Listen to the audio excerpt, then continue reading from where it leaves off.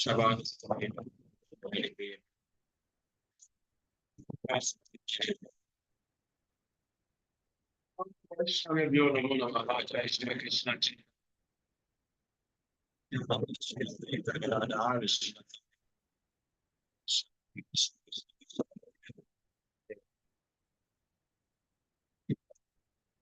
Krishna. So, chapter 1 of Bhagavad Gita.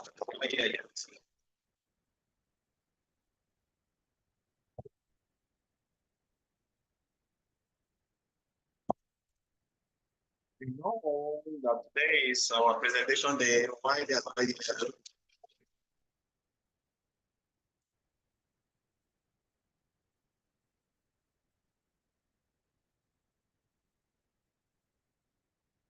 Maybe they're taking their time, Prabhu.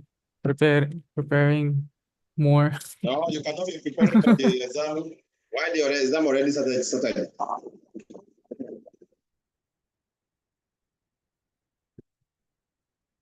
You have to come for the exam.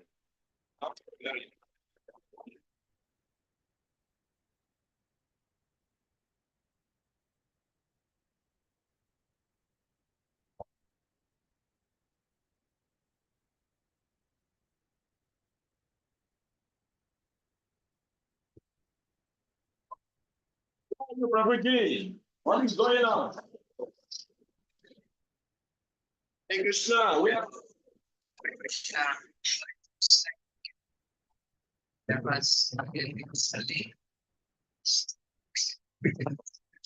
what do you mean by the link? The link is the same.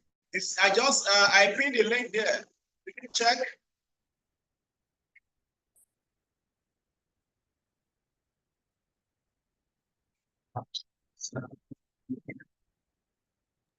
Prabhuji, I think the pinned link is the old one, which we are not using now. You should tell her today's examination day, no? Without you, they can continue the program, no? Just tell her like that, okay? You people are supposed to, you and the mother are supposed to start the class, no?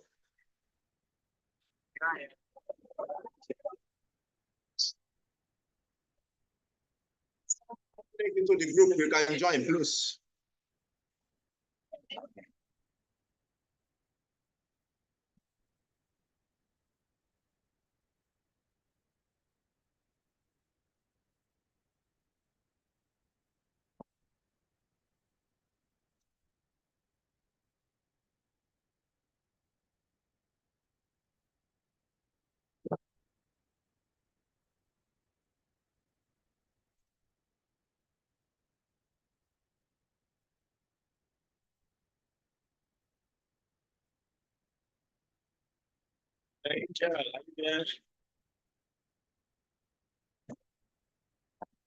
Hello, Prabhu.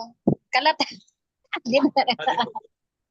Today is presentation day. Why can't you come early? You are 5 minutes late. Busy. Yeah, Mother Angel, are you hearing me? Yes, Prabhu, there Prabhu. was a problem with the link. They have the wrong link. That's why. And we're trying to look for the link, but it's not in the WhatsApp group. So we asked Mother Nikki to send it for us.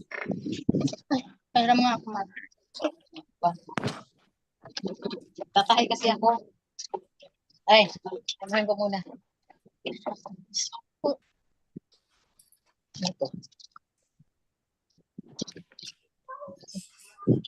Please, you have to start. Who is going second? Hey, Oh. I am second. Sabi ni Maynra, bigyan mo. No, yes, going second. So, start second. The Ryan should get ready. And the please taking number 4. Number 4 is number 4. It's number 3.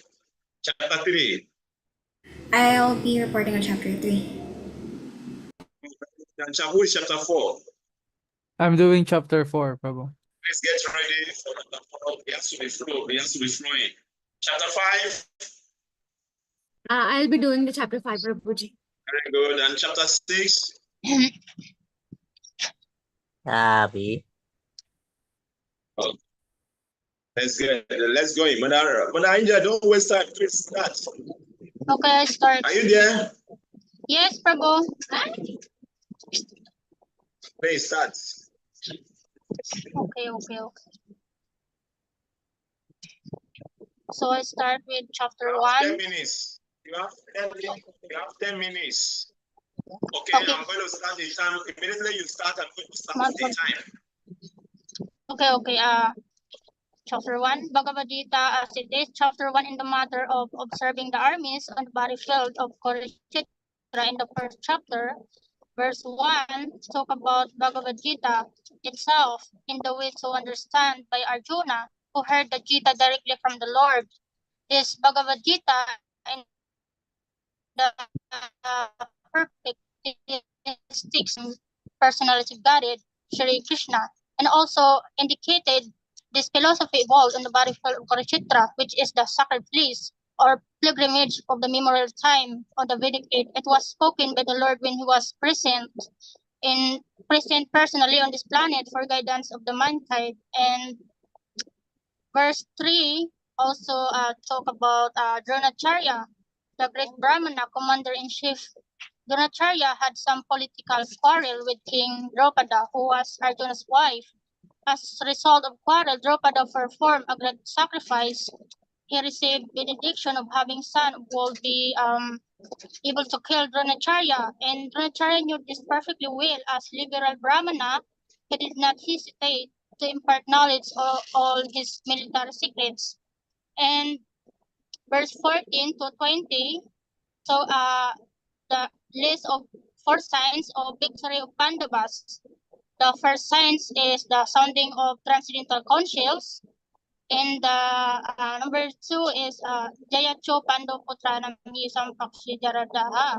Victory is always with person like the sons of Pandu, because Lord Krishna is associated with them, and whenever and wherever the Lord is present, the goddess of fortunes never live without her husband. And the third signs of victory is the chariot on which both and the friends are seated when donated by Agni on the fire god.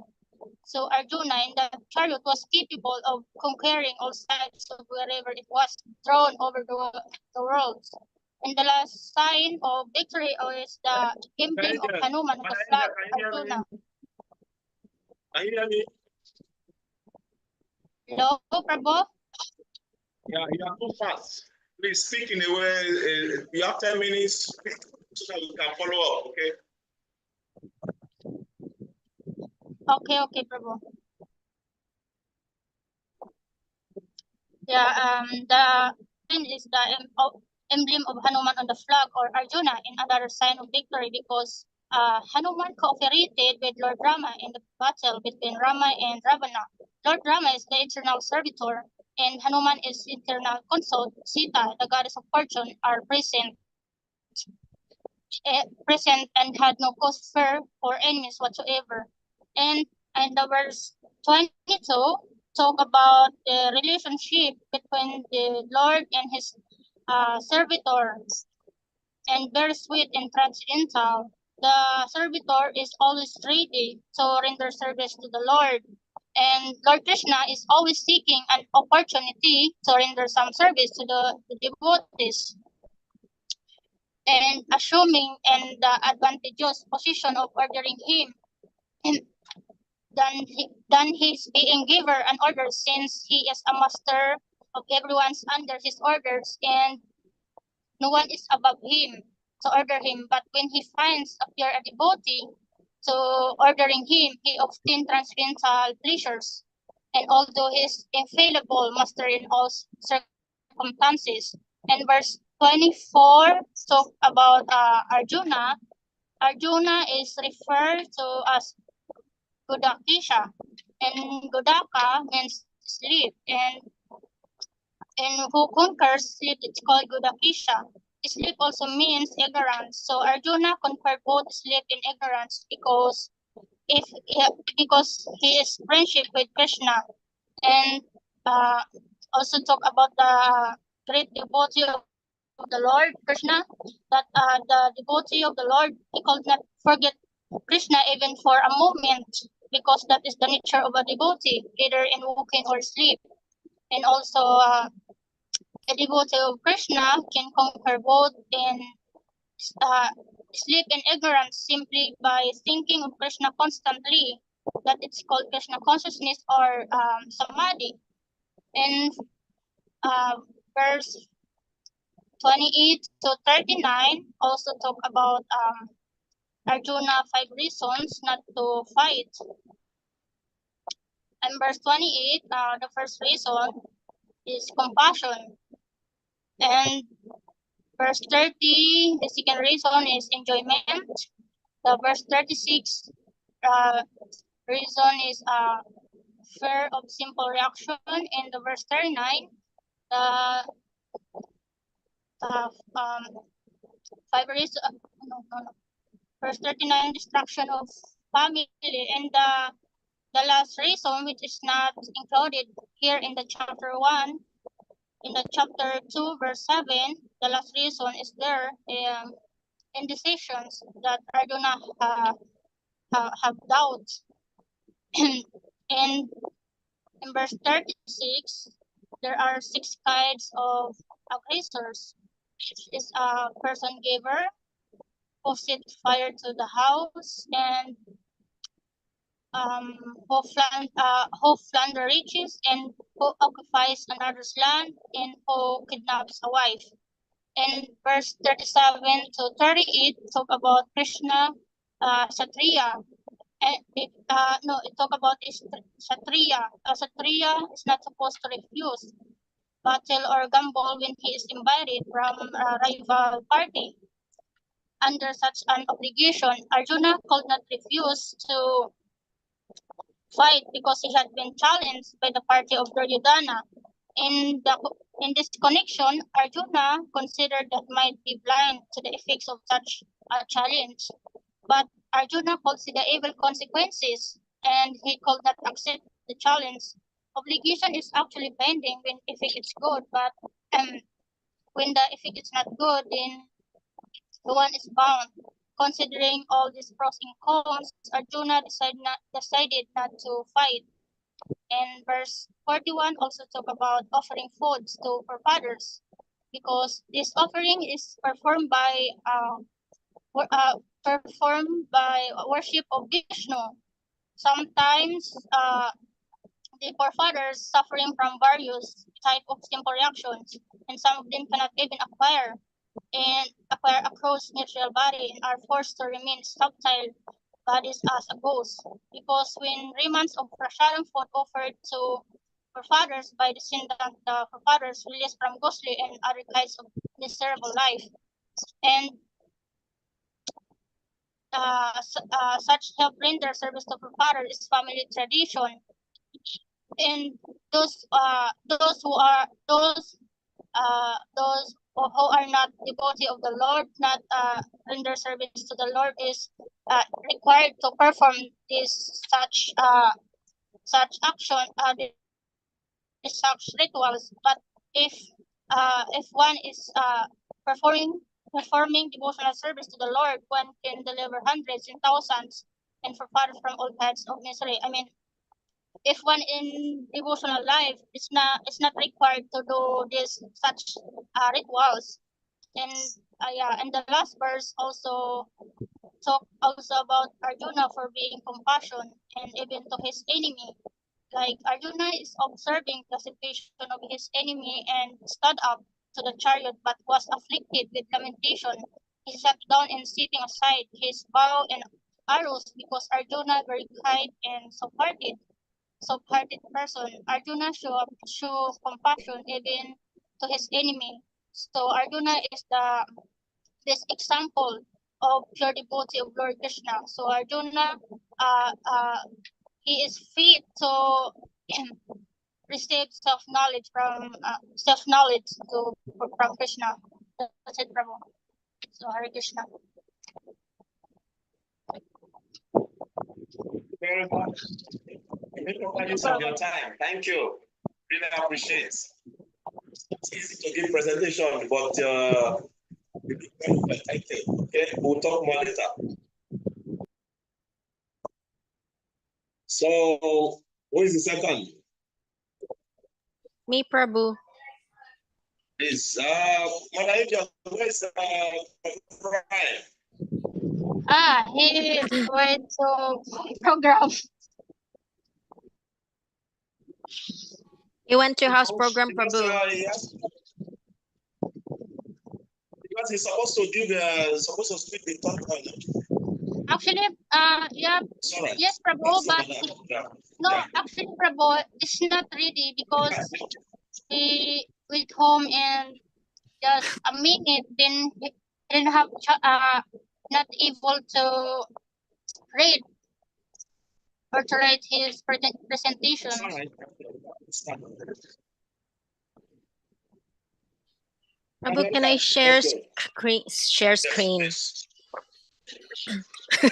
Sorry. yes, share screen. 1 second. 1 second, Prabhu.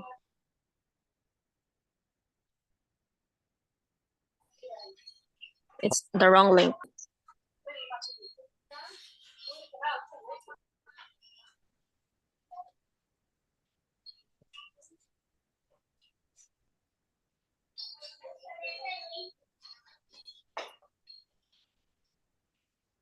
Okay, 1 second, Prabhu.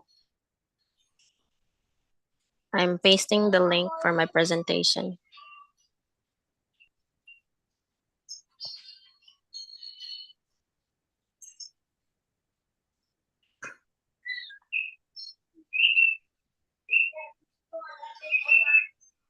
It's not working.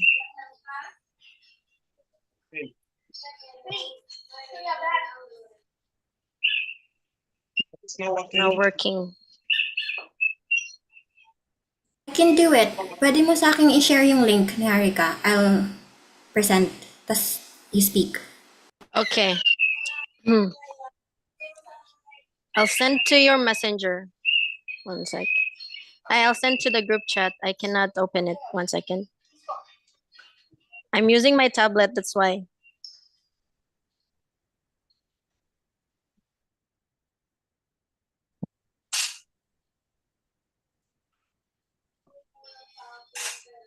There.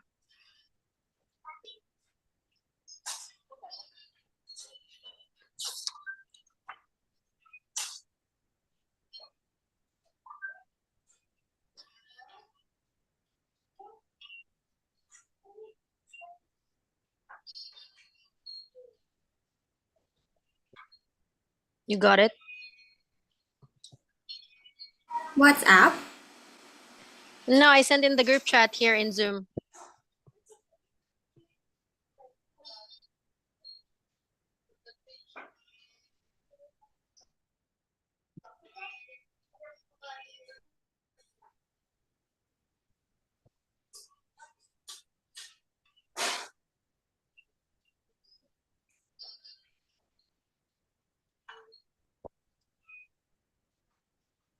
Okay.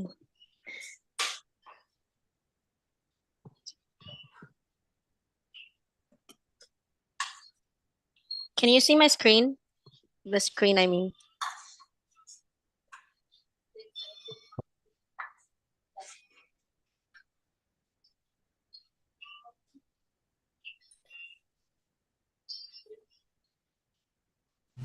Okay, Can so you I'm gonna start now. Wait, I'm presenting. That's fine. Just go with that one. I think they can. Yeah, They cannot? I think you can. You can press this one, the full screen down below. Down below. Naka full screen ako, girl. That's fine. Just go with that one. Maybe zoom it in. No.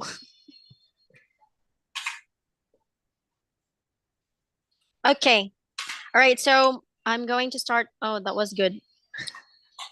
I'm going to start with chapter 2. So the contents of Gita summarized.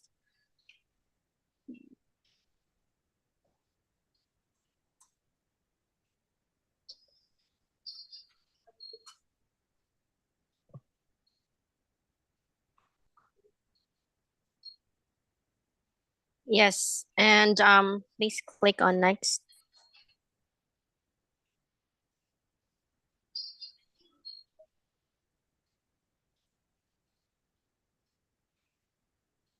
Okay, so the contents here are, first, the one is the introduction for verse 1. Then prescribed duties. I have summarized this one as this based on my understanding. And this is including in verse 2 and 3, then Bhishma Sodana. My title is verses 4 to 6, and then complete surrender is verse 7. Nayotsya iti govindam is verse 9. And then Prahasan, verse 10, and then Jnana, verse 11 to 30. Please click on next. So as per the introduction here, 1 second.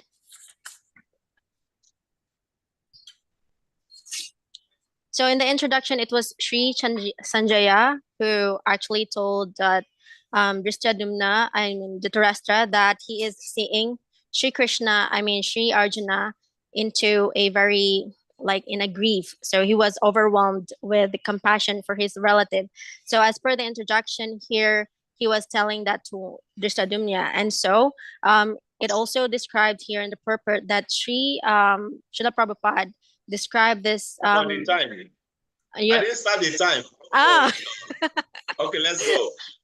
Okay, and so Srila Prabhupada explained this chapter as follows. So this chapter instructs us in self-realization by an analytical study of the material body and the spirit soul, as explained by the Supreme Authority, Lord Sri Krishna. The realization is possible when one works without attachment to the fruitive results and is situated in the fixed conception of the real self. So basically, this chapter will tell us more about the material body and as well as the spirit soul. So what is the quality of the spirit soul, or what are the propensities of the spirit soul, and what how Shri Krishna told us about the material body. Please click on next. It's a little laggy, so just wait for the next slide. All right. So in the next slide, so this one is in verse 2 and 3. So basically, Sri Krishna here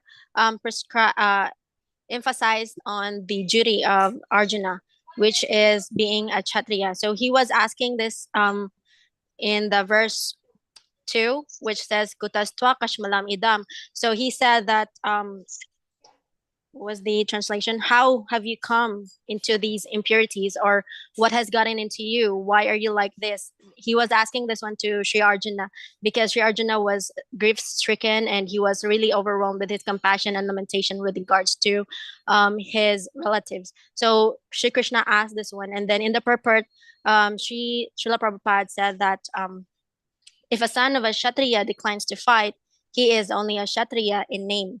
And if a son of a Brahmana acts impiously, he is Brahmana in name only. Such Kshatriyas and Brahmanas are unworthy sons of their father. Sri Krishna did not want Sri Arjuna to become unworthy son of a Kshatriya. So basically, he was telling that one has to follow this prescribed duty based on the Vedic principles and the injunction of the Shastras. So this is what verse 2 was all about.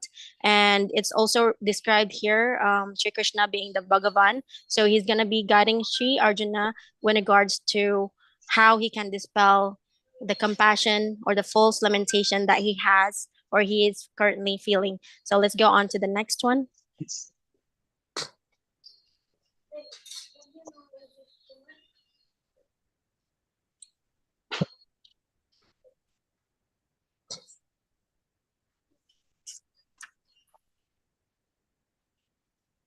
Next slide. I'm on the next slide. May problem yata yung Canva. All right, it's good. It's good.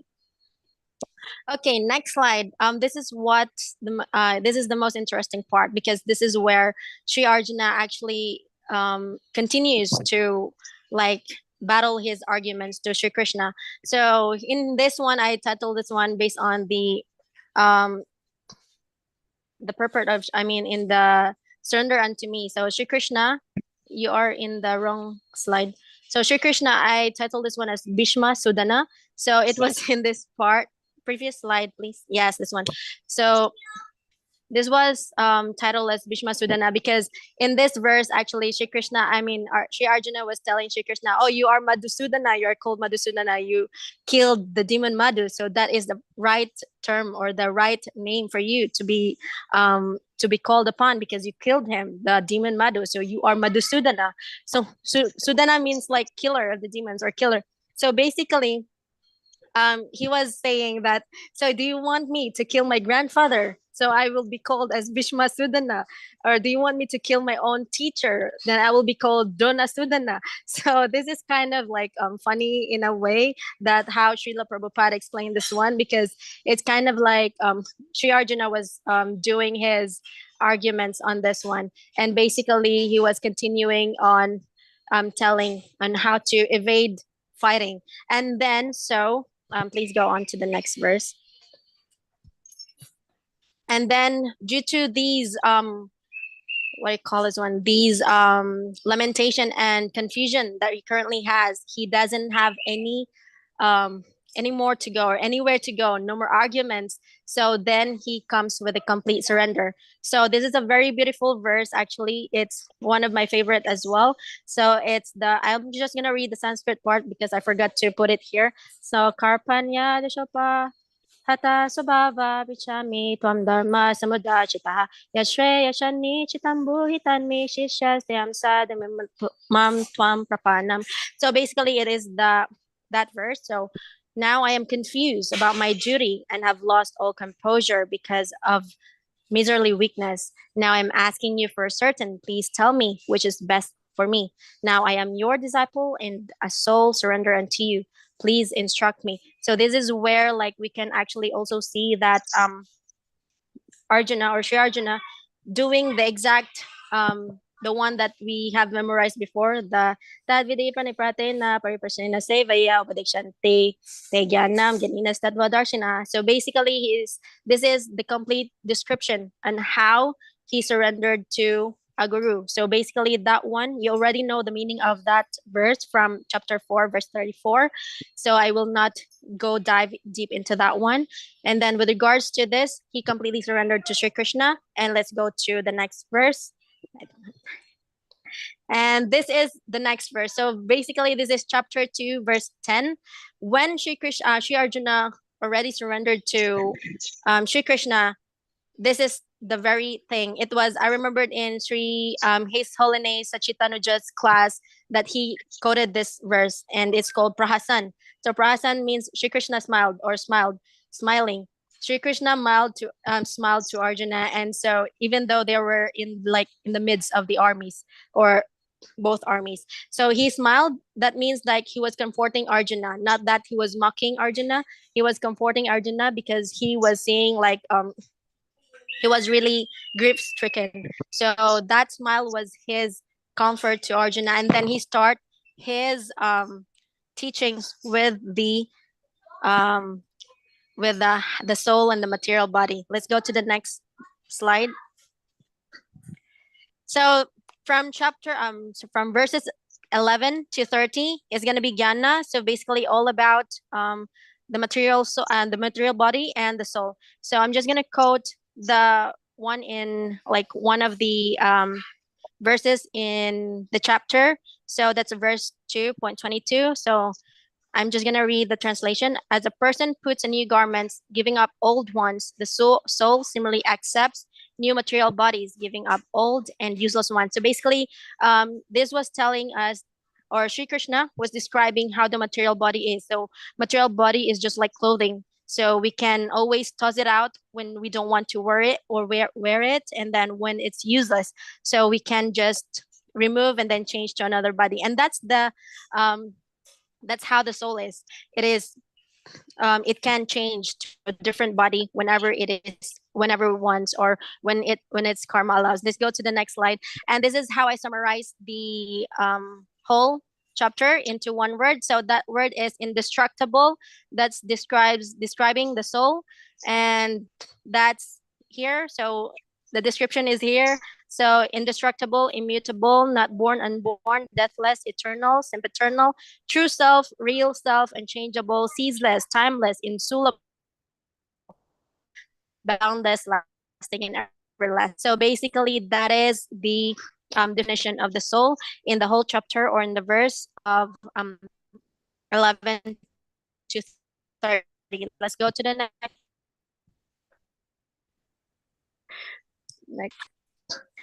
next slide is the conclusion. So this is going to be actually this was not finished. I just inserted the other one. So Srila Prabhupada told this conclusion as best of the communicators. Sri Krishna has concluded this part of his instructions to one verse summary as in describing the soul's eternality. So that is into this one. Oh, descendant of Bharata, he who dwells in the body can never be slain. Therefore, you need not grieve for any living being. So that is the verse that was concluded, and this is how Sri Krishna destroyed Sri Arjuna's false compassion and lamentation with regards to the body of his family members. So Hare Krishna, that's it for my presentation. Thank you so much. This is not part of it. Thank you very much. Really enjoy your presentation. Thank you. Okay. So next, since we don't have Prabhu Ryan here, let's go to the presenter of chapter 3. Thank you very much. Wait a second, Prabhu. I really appreciate the way you gave your presentation and the way you take the description of the soul in the what do you call it?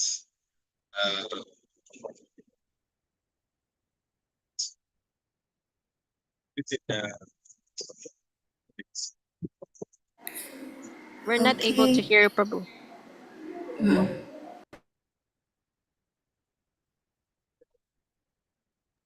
No, Prabhu, we cannot hear you.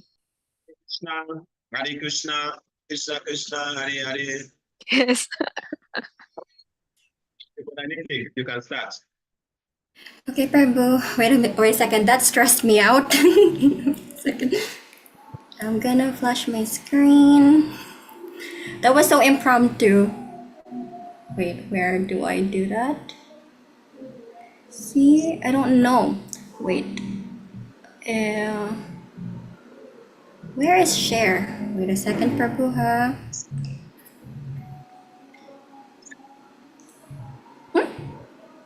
Why can't I share? Whiteboard notes, docs, records. There it is. I see it. I see it. I think this is me. Okay, don't start the timer yet, Prabhu. I need to breathe. Okay. Hopefully you can hear me clearly. And hopefully the slides wouldn't lag. Yes, I'm ready, Prabhu. We can do this. Okay, so good evening. My presentation for tonight is a summary of Chapter 3, Karma Yoga. So this is the outline. You can view this if you want to follow along in your student handbook. Okay, so let's go to the first portion. Confusion, renunciation of work or work in devotion. So here, we can see that we're back to square one. Arjuna is still confused. So he asked, Krishna, if intelligence is better than fruitive work, then why do you still want me to fight? Please tell me which is most beneficial for me. Do I renounce work or perform work? And so Krishna will explain elaborately and gradually. So let's go first to Krishna's first point in the first portion. So here Krishna compares Sankhya Yoga versus Karma Yoga or Buddhi Yoga. According to him, there are two classes of men who try to realize the self. Some are empirical, engaged in mental speculation of knowledge and philosophy. So these are the Sankhya yogis. And the others engage in devotional service. These are the devotees that are performing under the system of Karma Yoga or Buddhi Yoga. Okay, next, Krishna discusses the soul. According to him, the soul's nature is to be active. So it means that we need to engage in the devotional service of otherwise, we will be dictated by Maya and will be forever stuck here in material bondage. So this is really connected into like work, because according to the verses here, renunciation of work alone is not enough for us to attain perfection. We need to undergo a purification stage. before we can, meaning we have to go through the entire yoga ladder before we can go to the renounced order of life or sannyas. Okay, so next, Krishna hinges on the comparison on pretender versus a sincere person. One who restrains the senses of action but whose mind dwells on sense objects certainly deludes himself and is called a pretender. According to Srila Prabhupada in the purport in this particular verse, he is explaining that this person is pretending to be a yogi while being swarmed with thoughts of sense gratification. And that person now is the greatest cheater of all, okay? In comparison, a sincere person who tries to control the active senses by the mind and begins karma yoga without attachment is by far superior than the pretender, the one pretending to be a yogi. So the sincere person is someone who is trying to follow religiously the Varna Ashram institution. Okay, someone who is doing his prescribed duty religiously. So let's go to Krishna's fourth point, which is work. We must work. We must perform our prescribed duty. And in relation to this, work done as a sacrifice for Vishnu has to be performed. Okay, because yajna or sacrifice is it means Lord Vishnu. So when we commit or we perform sacrifice, it satisfies Lord Vishnu. And also the Varna Ashram Dharma, it aims to satisfy Lord Vishnu as well. Okay, so let's move on from Karma Kanda to Karma Yoga. So I have here a comparison of Karma Kanda and Karma Yoga just so we have some clarity. So in Karma Kanda, you're performing an action, you're performing sacrifices and being attached to the fruitive results of those sacrifices. Even though that is the point, it still satisfies Lord Vishnu and it still satisfies the demigods. When you're doing rituals, right, you're giving sacrifice to the demigods, and in return, the demigods would give you a boon, a reward, whether it be a good harvest, rain, or they will prevent the droughts for you, right? So this is under Karma Kanda because you are still expecting something in return, in exchange of your sacrifice. Okay, so let's go to Karma Yoga. This is an act of performing sacrifice for the pleasure of Krishna without being attached to the results. So an example in the verses under chapter 3 is offering prasadam to the Lord. When you're offering prasadam to Lord Krishna and not solely for his pleasure and for his enjoyment and not really for the reward that you will get upon offering that food, then that is under the concept of Karma Yoga. Okay, let's move on. Let's go to the third portion of chapter 3. Karma Yoga, performing prescribed work in detachment to set an example. So here, we have a self-realized person. Who is that? So this person is someone who is fully satisfied, right? So all his impiety and his sins has been cleansed by sacrifices performed by him for thousands of years. And because of that, he has no purpose to fulfill. He has no reason to perform work anymore. Does that mean that this self-realized person would just sit still and look pretty? No. This person would still have to perform activities that are in Krishna consciousness. So it's a continuing process, okay? It doesn't halt.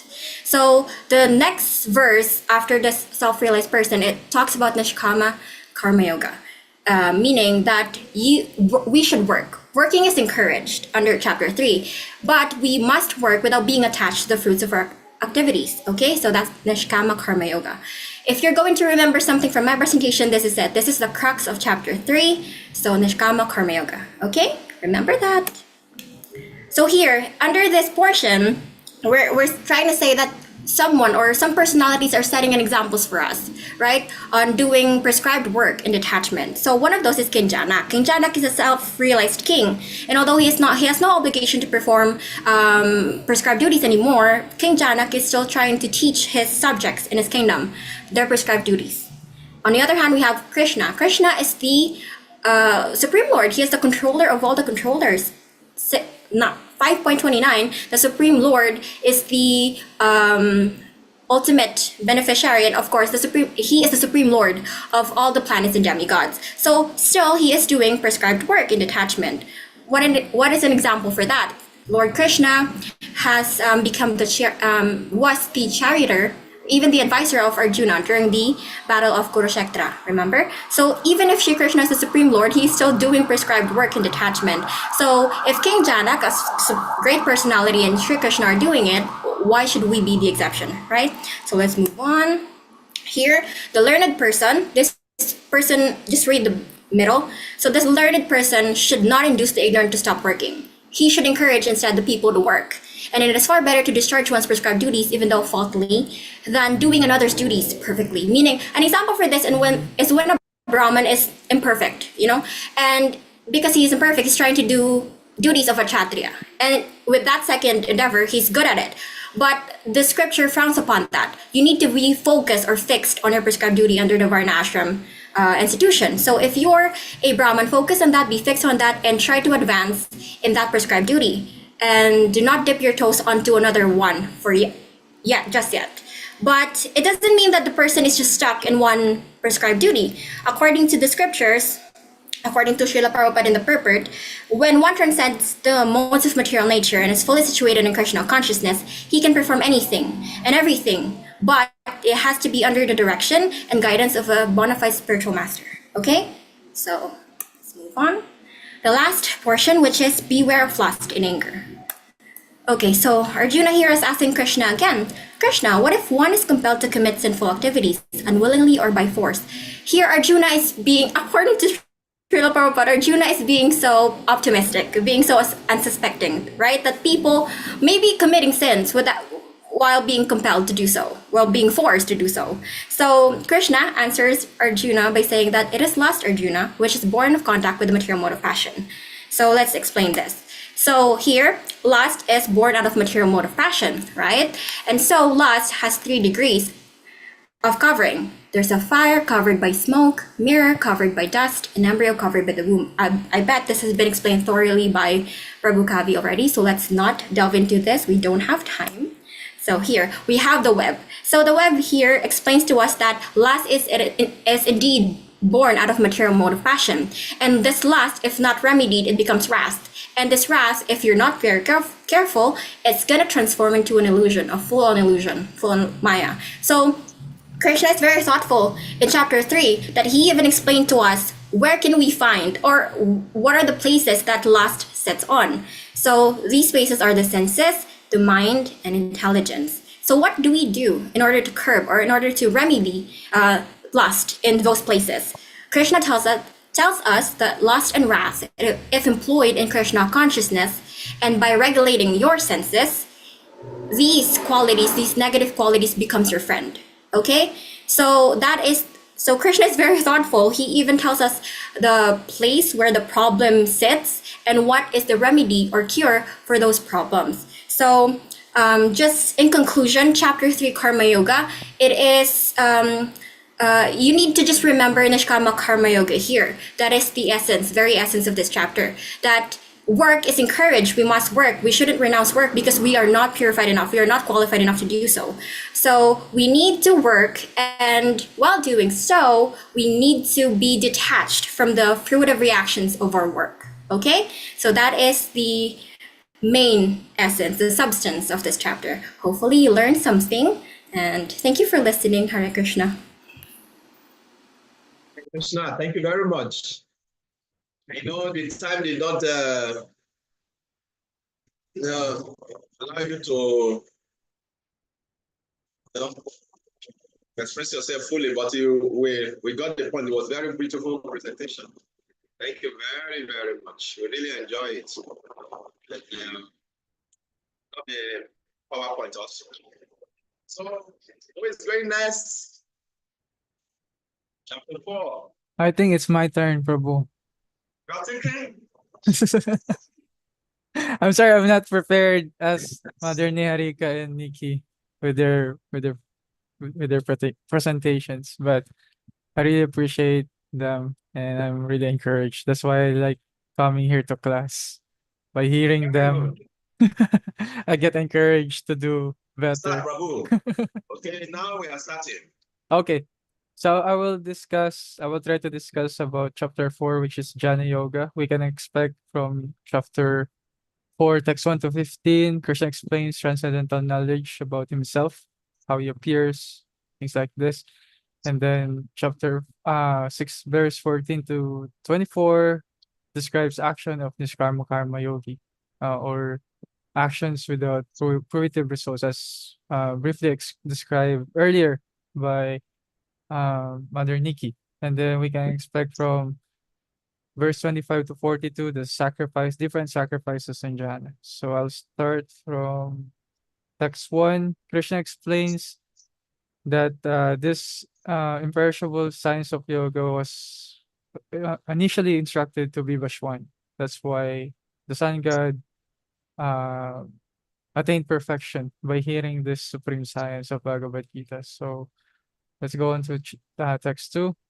That this supreme science was thus received to the chain of disciplic succession, and the saintly kings understood it in that way. So Krishna explaining here that this science was also received by the Raja Rishis or saintly kings when the science was received by Vivashwan. And in due course of time, somehow the succession was broken, and therefore the science as it is appears to be lost. Krishna explains further in text 3 that the very ancient science of the relationship with the Supreme is today told by me to you, because you are my devotee as well as my friend, and can therefore understand the transcendental mystery of this science. So Krishna is explaining this supreme science or this knowledge of the Bhagavad Gita to Arjuna, because we can understand that Arjuna is not only a friend, but also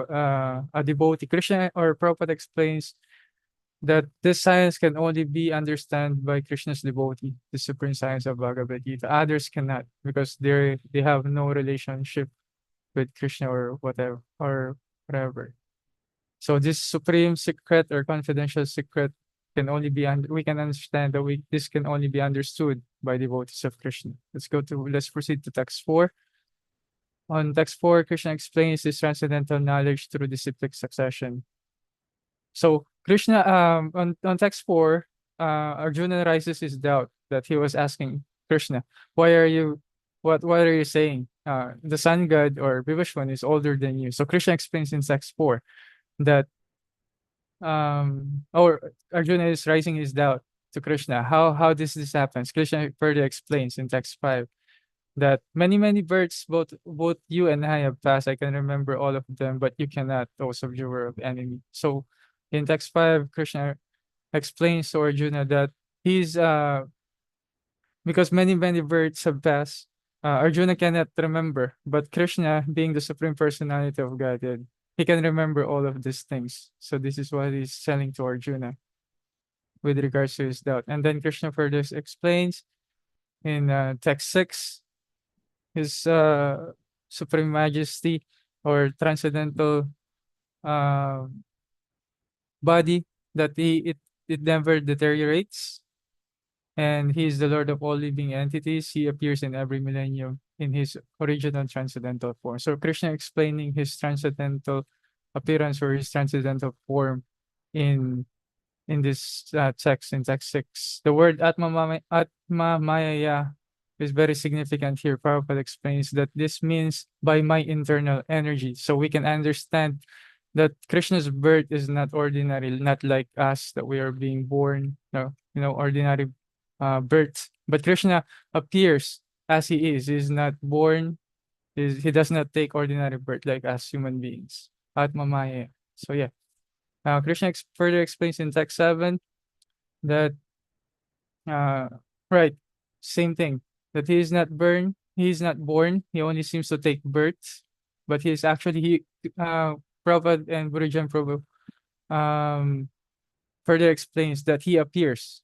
He does not take birth. And the word Srijami here is very significant, where Srijami means that this cannot be used in other creation. Only Krishna can use this. That he is he manifests himself as he is.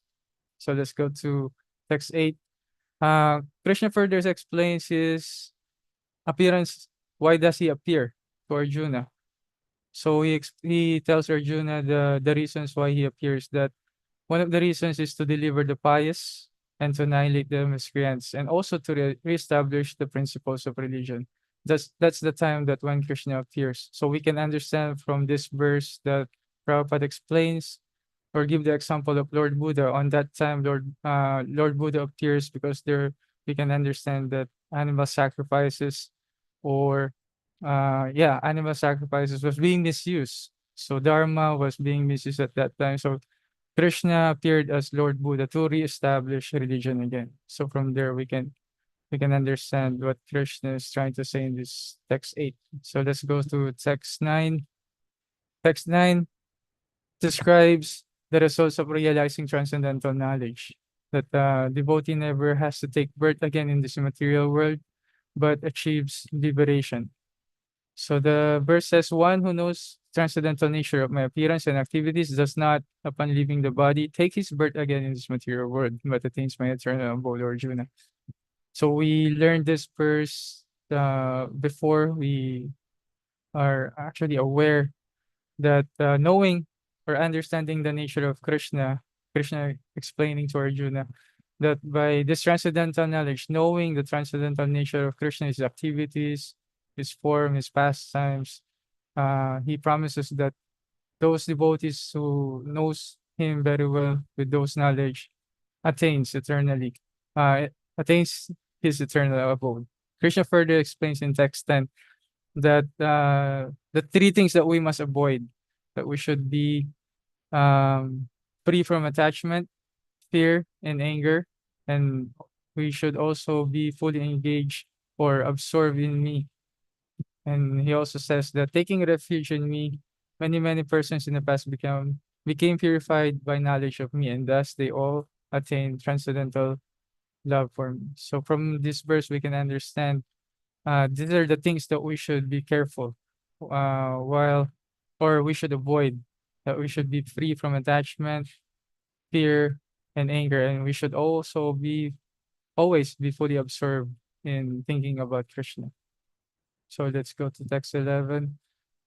Krishna says, as all surrender unto me, I reward them accordingly. Everyone follows my path in all respects, O son of Pritha. Because um, on the previous verse, we can tell that what if someone is not interested in Krishna's loving service? Krishna explains in text 11 that he rewards everyone accordingly. So if we practice Krishna consciousness like 50%, if we stop at 50%, we will continue it at 50%. So nothing is wasted in devotion service according to our surrender to Krishna.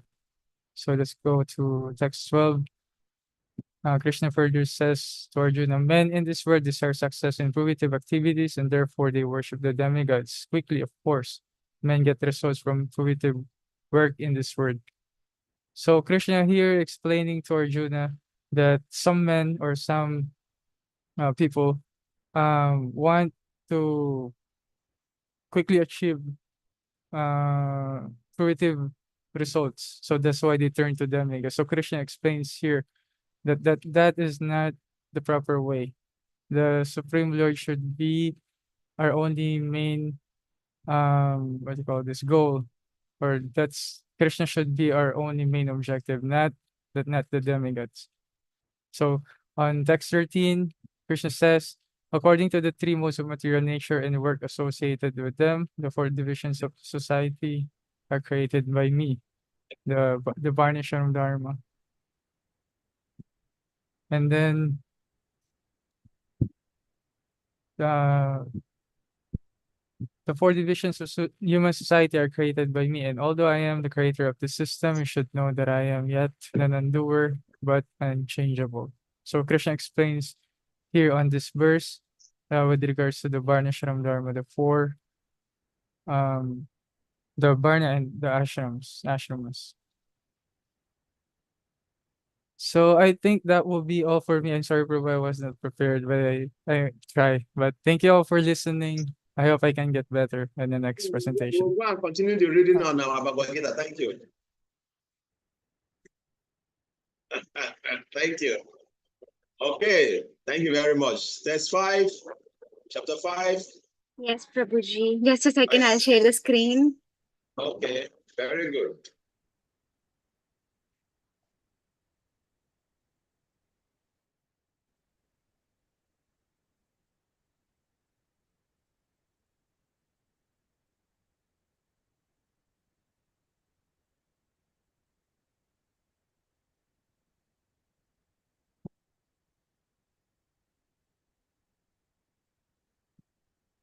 Hope you can see it.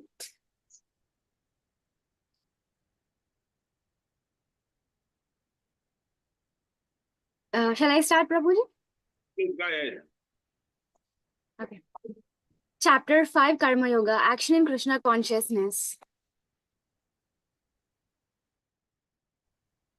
It all starts with a question of Arjuna when he asked in a way, "Oh Krishna, first of all, you asked me to renounce work, and then again, you recommend work with devotion. Now, will you kindly tell me definitely which of the two is more beneficial?" So, Krishna, to tell us which one is better, starts to speak. In 5.2, Krishna tells, seeking sense gratification is the cause of material bondage. Without proper knowledge, it is difficult to escape from the clutches of material bondage. So, action Krishna consciousness makes their heart to get purified and escape from the result of fruitive action. Renunciation without Krishna consciousness is incomplete. It is the only complete when there is knowledge of God and his proprietorship. In Bhagavad Gita 5.3, we will be able to understand a person in Krishna consciousness feels neither hatred nor desire for results of his action. He knows his constitutional position in relation with Krishna. He knows Krishna is the whole and we all are part and parcels of him. So there will be no duality in his mind because whatever he does, he does it for Krishna. Thus freed from duality and will be liberated. From the verse 5.4 to 5.6, we come to know from Krishna's words, like Krishna speaks about Karma Yoga and Sankhya Yoga. Karma Yoga is a devotional service, whereas Sankhya Yoga is an analytical study of the material world. Both the processes aims Vishnu, because one process is like finding roots, and other process is like the watering the roots. So Krishna tells Arjuna that anyone who applies themselves to any of this path will achieve the results of both. Krishna tries to show how one performing Sankhya Yoga, after analyzing the material world, knows we are part and parcel of the Supreme Spirit, but not of the material world. Then starts indulging in the activities related with Supreme, being in Krishna consciousness. So here we will be understanding to detach from matter and attach to the Krishna, which are considered to be the same. Krishna tells, even if you renounce all activities and yet do not engage in any devotional service of the Lord, it does not make us happy. To achieve the Supreme without delay, we should be very thoughtful by engaging in devotional services. We can understand this by Mayavadi sannyasis and Vaishnava sannyasis, where Mayavadi sannyasis, they just focus on their spiritual journey. But in Vaishnava sannyasis, they will be performing the devotional services so that they will be able to get liberated by attaining Krishna consciousness. From 5.7, we come to know Krishna says when a man controls his mind and senses and his mind fixed on Krishna, there is no chance of him being deviated from Krishna. Such a man sees everyone as branches of the Supreme, so never differentiate them. Thus will be dear to everyone. He does not like anything to hear other than Krishna and does not eat any unoffered food and does not go out if Krishna is not involved. From 5.8 to 9, although a person in divine consciousness is engaged in seeing, touching, smelling, eating, moving, or sleeping, hearing, he is very well knows that only his material senses are engaged with their objects and he is completely aloof of them. From Bhagavad Gita 5.10 to 12, Krishna says, like in Ishopanishad, it is stated that everything is related to the Supreme Brahman, Krishna, and this everything belongs to him only. He is the proprietor of everything. Therefore, when we engage something in service of Lord, naturally there is nothing to do with the results of activities, whether it is virtuous or sinful. Krishna says, have yogis abandon attachments, act with body, mind, intelligence, and senses for the purpose of purification. But a person in Krishna consciousness does the same thing by performing all his activities in Krishna consciousness involved in purificatory processes. 5.12, it is stated that when one is so greedy for his fruits of labor, is sure with entanglement, but a steady devotional soul always offers his result to the activities to the Supreme, thus have unadulterated peace. 5.13, we can see stating city of 9 gates. City of 9 gates is nothing but our soul is residing in a body which has 9 gates. The 2 ears, 2 nostrils, 2 eyes, mouth, genitals, and anus. So material body, though we are the master of our city of the body, Krishna says the spirit does not create activities, nor it induces people to act, nor create the fruits of action. Everything is enacted by material nature. We are just like in the midst of ocean, struggling for existence. We have no control over the waves which are tossing over us. The only best way is to get out of the transcendental of the water by having transcendental Krishna consciousness and save ourselves from the turmoil. In Bhagavad Gita 5.15, Krishna clearly states that he, the Supreme Lord, is always satisfied in himself. He is undisturbed by pious or sinful activities. But the living entity, in the mode of ignorance, desire to put themselves in certain conditions of life, thereby his chain of action and reaction begin. Krishna states, just as sunlight lightens up the darkness, knowledge destroys the nescience, ignorance. Thus, we should always seek the real knowledge from a bona fide spiritual master. From Bhagavad Gita 5.7, we come to know when one's intelligence, faith, mind, and refuge are fixed upon Krishna, then it shows how his realization of Paratattva, supreme reality. His misgivings are washed off concerning transcendence and progresses on the path of liberation. 5.18 states, by true knowledge, a Krishna conscious person sees everyone with equal vision without discriminating a Brahmana, a cow, an elephant, a dog, and a dog eater, because they see Paramatma in every living being, in everyone's heart. 5.19 states, equanimity is the sign of self-realization. Once they reach such states, it is considered to have conquered material conditions, especially birth and death. Krishna clearly explained in 5.20 that when one is neither enjoying their pleasant achievements nor lamenting for their unpleasant, depicts the symptom of self-realization, the sthira buddhi, self-intelligence. So he never gets bewildered by mistaking the gross body for the soul and situated himself in Brahman, the absolute truth in Krishna consciousness. From 5.21 to 23, we come to know it is said the highest pleasure in terms of matter is sex pleasure. When whole world is moving under that spell, a materialist cannot work without that motivation. But at the same time, a person in Krishna consciousness with great vigor, seeking for such pleasures, spiritual realization and sex pleasure go ill together. He does not get attracted to any kind of sense pleasure because he is completely absorbed in the loving service of the Lord. Our body is temporary. All material sense pleasures are due to contact of material senses. The liberated souls does not pay interest in temporary things. When there is everlasting transcendental pleasure, a liberated soul never agrees for false pleasure. It's like when we have higher taste, we won't feel taste for the lower taste again. Krishna says one must control the force of material senses before one gives up this material body. When one can do this, it is understood that they are self-realized and situated in the state of transcendence. We can know the perfect mystic from Bhagavad Gita 5.24. One has to relish the happiness within, which makes them perfect mystic. They can sit anywhere silently and enjoy the activities of life from within. There is a state of Brahma Bhuta, going back to the Godhead. 5.25 states, one achieves liberation in the Supreme when they are out of dualities. Work in the welfare of all living entities because they see Krishna in everywhere and everywhere, everywhere and anywhere, and knows he is the proprietor of everything, the supreme friend. By worshipping Vasudeva and serving the lotus feet of Lord, forces of senses can be effectively controlled and very quickly attains liberation of the Supreme. 5.27 and 28 states, one who practices Ashtanga Yoga, the eightfold procedure called Yama, Niyama, Asana, Pranayama, Pratyahara, Dharana, Dhyana, and Samadhi, is as same as Krishna conscious person who is able to engage in devotional service and in more better way controlling the senses. The 29 is the last one, and it states that Krishna is the ultimate beneficiary of all the sacrifices and austerities that are performed. He is the proprietor, supreme lord of all the planets and demigods. He is well-wisher of all living entities, not partial to anyone. Knowing all these, following the path of Krishna consciousness alone can reward peace to the human being. It is the highest perfection of life. Thus, end of chapter 5, where Lord Sri Krishna clearly explains the Karma Yoga, the path of liberation, seeing God in every work we do. Hare Krishna. Thank you very much. Thank you. It was very nice presentation. Okay. The last one, please, Prabhuji.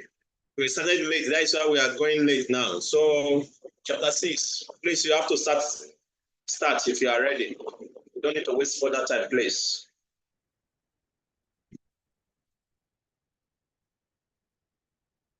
Pidama Prabhu there?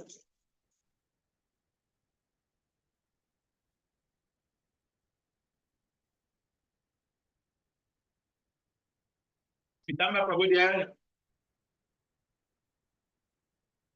Or you are not ready?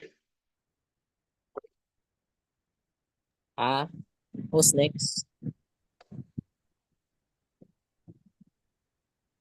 Hare Krishna.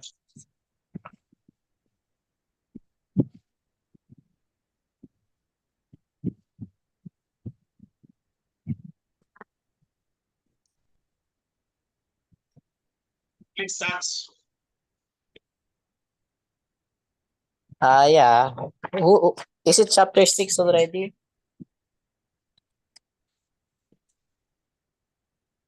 Prabhu? So, please start. Okay. So, wait, I'll get my paper. So mine is Sankhya Yoga. Sankhya Yoga means discerning reality through knowledge and understanding. Yoga signifies the path of discipline, self-realization, and understanding the nature of reality. So it says here in text 1, there's this 8 yoga process, meaning control the mind. And but these 8 processes of yoga is difficult to perform in the age of Kali. So for the neophytes, they have to undergo the 8-fold yoga. But the criterion for perfection is to act in Krishna consciousness.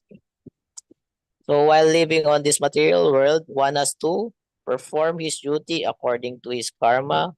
When acting in this material world, there will always be self-interest. One of these are artificially thinking of becoming liberated. So there are sannyasis who abandon all material activities and think they are liberated by there's by uh, by becoming with the personal Brahman, which is a self interest. So this doesn't they just go back to material world when they do that. So a Krishna conscious person has no desire for self satisfaction, and he is considered as a perfect yogi. Even if he is working as a grihastha and uses his money to propagate Krishna conscious children and donating it to the temple, he is considered a perfect yogi than a sannyasi who doesn't know uh, Krishna consciousness. So that's still material. In text 2, it says here, no one can become a yogi unless he renounces desire for satisfaction. The word yoga means linking oneself with the Supreme. Those who are neophytes starts self-realization through 8-fold process of yoga. So when someone does the 8-fold process of yoga, they have this mental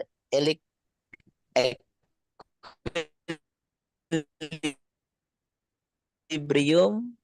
They release it ceases the disturbing mental activities. So it's like they're just ceasing their senses temporarily. But if uh if uh if someone practices Krishna consciousness, he is constantly engaged in the service of Krishna and all material activities are ceased. So what, let's say he's working outside, he's not in the temple, but since he's chanting and doing his regulative principles, there is no karma involved. Unlike the ones who does the 8-fold process of yoga, they are still in distress because they don't have the superior happiness. Because also Krishna is not guiding them. Unlike the devotee, he has the he has a more care for the devotee. You know, just a moment. So, in text 19, a Krishna conscious devotee is undisturbed because he is always absorbed in transcendence. So, everything he sees in equanimity. There's no happiness and distress are all the same for him. He is always performing his duties. When he performs his duties, he sincerely he is joyous, and unlike those who are in eightfold process of yoga, they are always like disturbed after their meditation. They will get disturbed. They get entangled again. And in text 20, to text 24, one should abandon without exception the material desires born of false ego and thus control all senses on all sides by the mind. I think that's like this moment.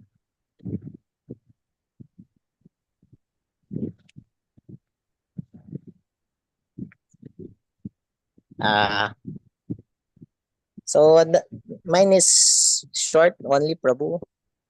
So also, the mind is the vehicle to liberation or entanglement. It can be one's best friend and one's enemy. In Sankhya Yoga, it's about the conditioned soul and the mind. The mind is the vehicle for liberation, or and also the mind is important because one should avoid having more sense gratification in order for him not to degrade to a lower species of life, or to degrade his soul. So once a person degrades his soul, eh, he has he forgets his duty as a servant.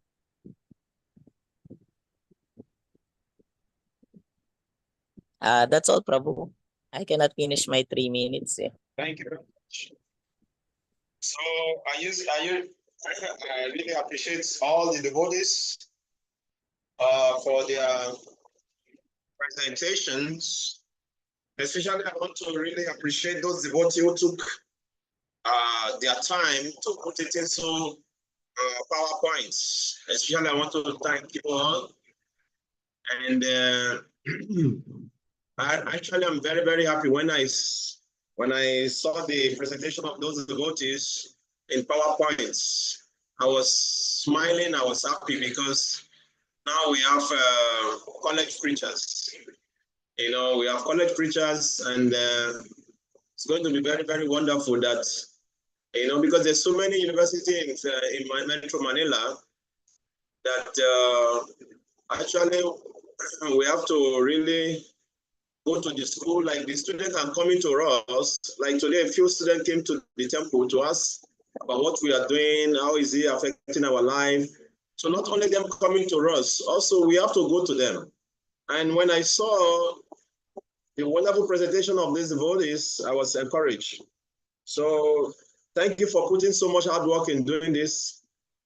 I'm very, very happy I can see the future of Manila, of Philippines college preacher. I'm grateful. And those who have not been able to put their presentation in their PowerPoint, your presentation was okay. I appreciate, but I will say that next time there's a difference between summary and trying to tell us the book. Actually, Mother Nyarika and Nikki, they really summarize the book, their chapter. And Mother Tripura tried, but she still touched all the verses. You see? So next time, Mother Tripura, you try a lot. I really appreciate your presentation. But next time, summarize, pick the main points, pick the main verses, and because when we all did a summary in the school, no, isn't it? Prabhuji. Yes, we all did summary in the school. Summary means give us the essence in the chapter without missing out the main essence. Give us the picture of the chapter without missing out the main essence. So if we have to touch all the verses, then then you will not be able to summarize in the way you are supposed to summarize. So I really appreciate Mother Tripura, your hard work you put. I was very happy. Now you have also improved. First time you didn't put into PowerPoint, now you put into PowerPoint. Thank you. Okay. And Mother Angel, I really appreciate your enthusiasm. I thank you for, I actually, when I see Mother Angel, I can see so much encouragement and inspiration. It inspires me a lot because I know when we started this journey and now where she is, she's really making very fast advancement, So thank you very much, Mother Angel, for the hard work. Okay, and tell Papa Ryan that next time there's no excuse for not doing your duty. That is what we are learning from Bhagavad Gita. You see, that program he has gone to, someone else can actually replace him and beg for permission. But only one day. It's not that if it's not there, someone else cannot replace him, you see. So tell him, say there is no excuse for meeting your duty. There is no excuse, you see. Because we are missing that puzzle, that part of the puzzle. It's supposed to put for, we are missing that part, so no excuse.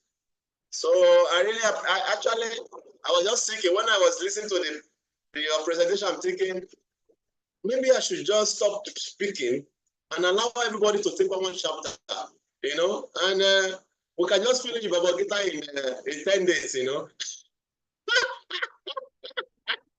Was that Bhagavad Sapta, Prabhu? Or is it Bhagavad Gita?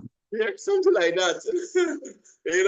Because I'm really encouraged with especially the three Matajis who use PowerPoints. I'm really encouraged with your. I was just thinking maybe we should just organize college preaching for them, and so we are going to do more and more of this kind of work, and Prabhu Pitamba, please, thank you for your presentation. But you see, you don't have, you didn't give us the whole chapter, just like Prabhu Rasaraj also, because you are trying to read verse by verse. You are not summarizing. So, and maybe because you are doing pizza, you are doing so many other things, but there is no excuse for not doing our duties, especially when we are given a duty way ahead. We should put some time. I'm very sure if we interview Mother Nyarika, Mother Nikki, and Mother Tripura, if we interview them, I'm very, very sure getting this wonderful presentation does not take them more than 2 hours of their time for the 3 days I've given this assignment. Please, you can unmute yourself and speak. Did it take 2 hours of your time to put this wonderful piece together? I spent 4 hours. Wow. Wonderful. Prabhu, it's last minute for me. As you can see, my presentation is not that good. It took me 2 hours. Very good. I was doing it here in the temple. No, but it was wonderful. It was wonderful. Yeah. It took half day, Prabhuji, for me. Like I was reading each text and I was drafting my own perception on it. Yeah, it was very. I love the way you were. What you are speaking is not the same with what is in your PowerPoint. It means that you really prepare your speech. Thank you. Yeah. So, Prabhu Pidamba put in the chat box that it's important to serving devotees. Yes, it's important to serving devotees, But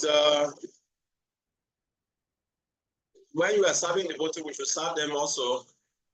We should serve devotee. Yeah, it's okay. But doing your duty, whatever assignment given to you, it's part of your responsibilities. You know, at least if you put, let's say, 1 hour or 2 hours into the assignment, it's for your own benefit. Then you will have more knowledge to serve the devotees more better. Because whatever knowledge we gather here now, we don't know when we're going to use them in the future. Whatever knowledge I'm really applying today or trying to do today, I'm not studying them, I'm not getting them today. It's from the realization of what I've been trying to study for many years. Many of the things I'm doing. When I'm reading now, I'm just reading to refresh my memory of what I've done before. You know, not that I'm reading now to really get knowledge about Krishna consciousness, because I've taken my time to study that before. So when I'm reading now, I'm just trying to remind myself of the particular scripture I've read before to get, oh, okay, in this particular part, Krishna said like this. Oh, yeah, letter of devotion is mentioned. I want to refresh my memory. I want to, you know, remember whatever he said in the scripture. So if we have not taken our time to really study the scripture before, something like that will not happen. So that is why when we have this opportunity, we should always take the advantage, because in the future, you may be given a bigger responsibility to serve the devotees. And if you don't have the knowledge now, then you will not be able to perform very well. For you to be able to serve devotees very well, knowledge is required. So let us give some time. Whatever we take very serious, we always give time for it. Please, I'm very, very impressed for all of you coming and taking some time to really give the presentation in all in all. But I want everybody to be on the same page next time. Means, okay, PowerPoint. Let's see what you can do. You see, I'm very, very impressed because the PowerPoints actually make the presentation very wonderful. I was just thinking, wow, I wish this devotee can we just organize one university preaching for them. I'll just give them one particular topic. And don't worry, I'm going to do that.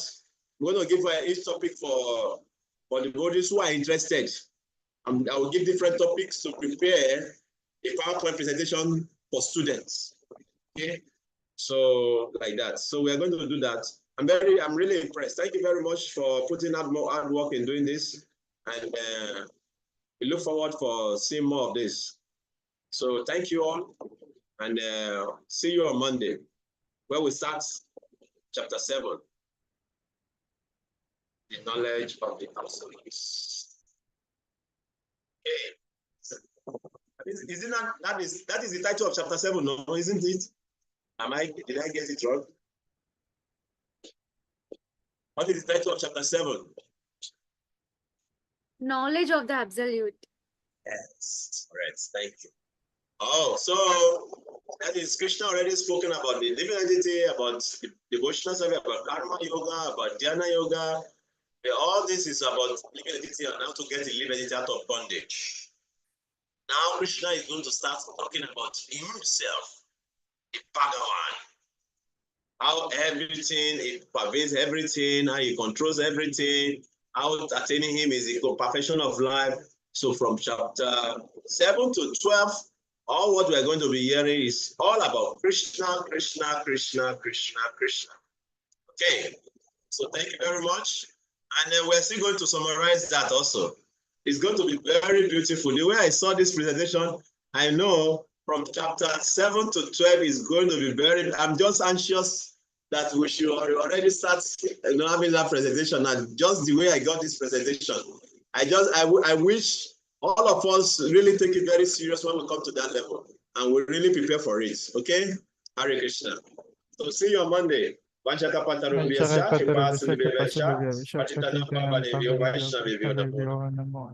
Okay. One quick picture, Prabhu. I hope I didn't offend anyone. I don't mean to offend you. I'm just trying to do my duty of encouraging everyone without offending anyone.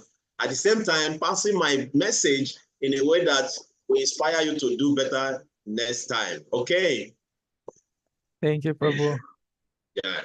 But one quick picture before Okay, we Hare end the Krishna. weekend. Oh, may Everyone, look at to your cameras. Big It's smile. okay, no problem, no problem. It's okay. Okay, 1, 2, 3. Hare Hare Krishna. Krishna. All right. Thank Yeah, you, Prabhu, Kabi. Thank you, everyone. yeah, Have a Hare great Krishna. weekend, So everyone. See you all on Monday. let's start preparing ourselves for chapter 7. And mind you, before we get to that chapter 7 to 11, 12, pick a chapter in your mind and start preparing gradually. Okay? Hmm. Pick a chapter in your mind and start preparing gradually. So that you will not come. Prepare ahead. Yes. So that you can really put so much into it. You know, you can use 2 days to prepare one PowerPoint. You know, just take your time. Because it's still going to, we are going to chapter 12. So take your time. Okay, 2 days I prepare one point, and like that, you read it again and again and again. You really grab the essence, you summarize it, put it in a PowerPoint. So in that way, by the end we finish this exercise, you will not remain the same in terms of the knowledge of Bhagavad Gita. You will really love it. Okay. So let us put hard work into it more. Hare Krishna. Hare Krishna. Thank you, Prabhu. Thank you, everyone. See you all next week. Hare Bol. Happy weekend. Hare Krishna.